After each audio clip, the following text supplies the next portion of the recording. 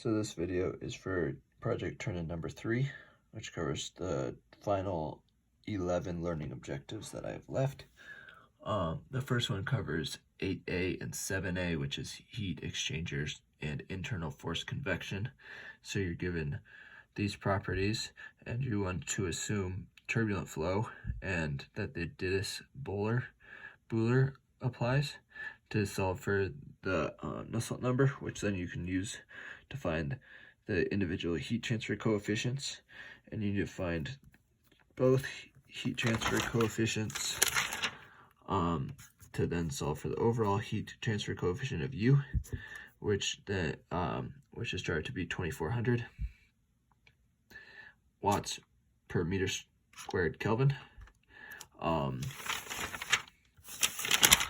And so once you have the U, you can find these C values, solve for NTU, find the efficiency of the heat exchanger, and then find the overall heat transfer in the heat exchanger with Cmin efficiency times the change in inlet temperatures to be 24.5 kilowatts. The second problem compares two light bulbs, an LED and an incandescent light bulb,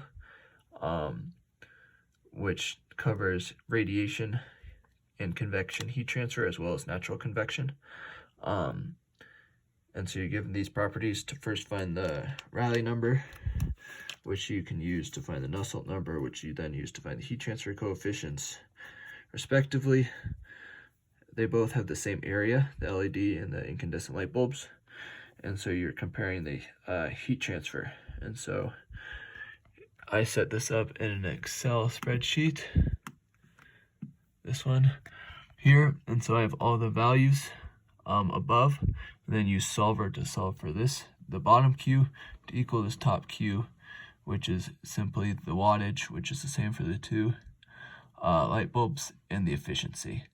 And so as you can see, since the efficiency is so much higher for the LED, the heat coming out of it is so much lower as to why it's 92 degrees Celsius colder, the LED is, compared to the incandescent. So this third problem, the first portion is to cover the boiling convection of water.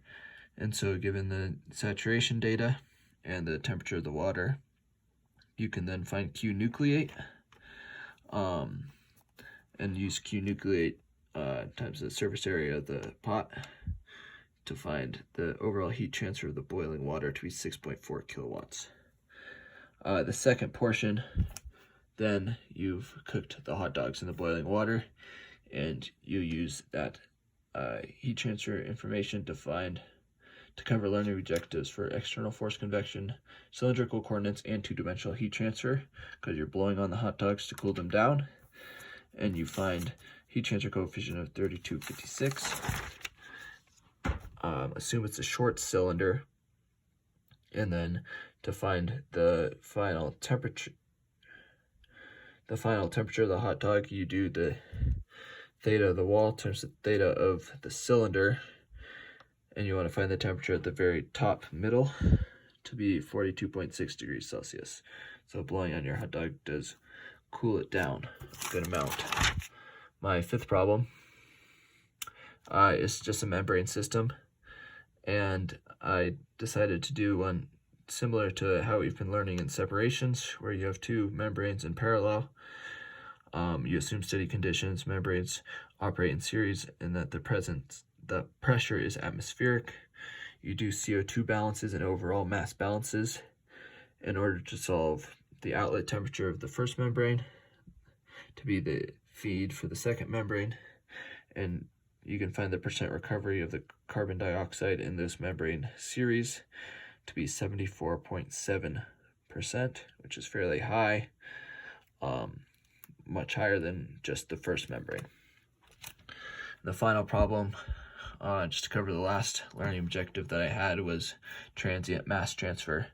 And so I shut that previous membrane system down and looked at how the carbon transferred into the iron piping.